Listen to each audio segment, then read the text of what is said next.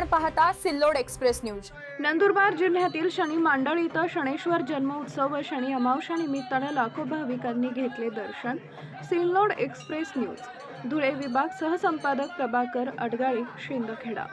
नंदुरबार जिल्ह्यातील शनी मांडळ गावात जागृत देवस्थान व 7.5 विद्यापीठ शनी महाराज यांचं सुंदर असं मंदिरात भाविक भक्त जन दर्शनासाठी गुजरात महाराष्ट्र परदेशातून येत असतात। आज शनी महाराज जन्मोत्सव आणि शनी अमावस्या दोघे एकत्र आल्यामुळे लाखो भाविकांची दर्शनासाठी लांबलचक गर्दी होते। भाविकांचे रांगेतच शांतपणे दर्शन व्हावे म्हणून नंदुरबार पोलीस तैनात असून चोख बंदोबस्त सुरू आहे।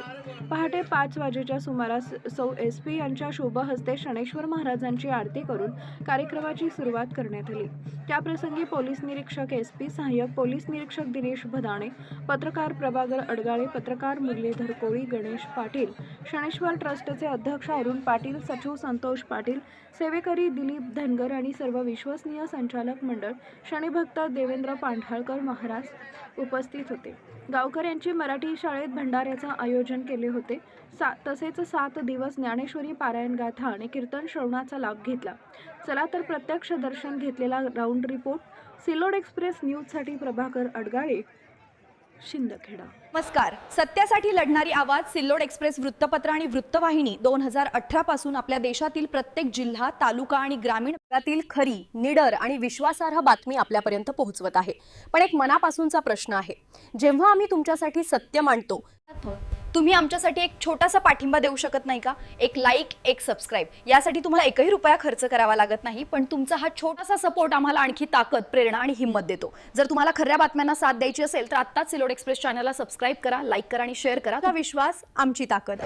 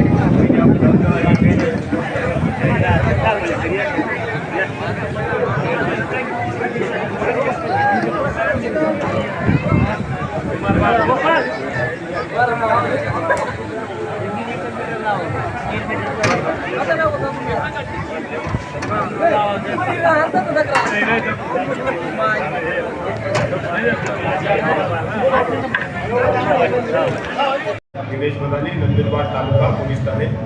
आज शनी मांडळ या ठिकाणी शनी अमावस्या व शनी जन्मोत्सव या निमित्ताने भाविकांचा एक चांगला महोत्सव या ठिकाणी आहे।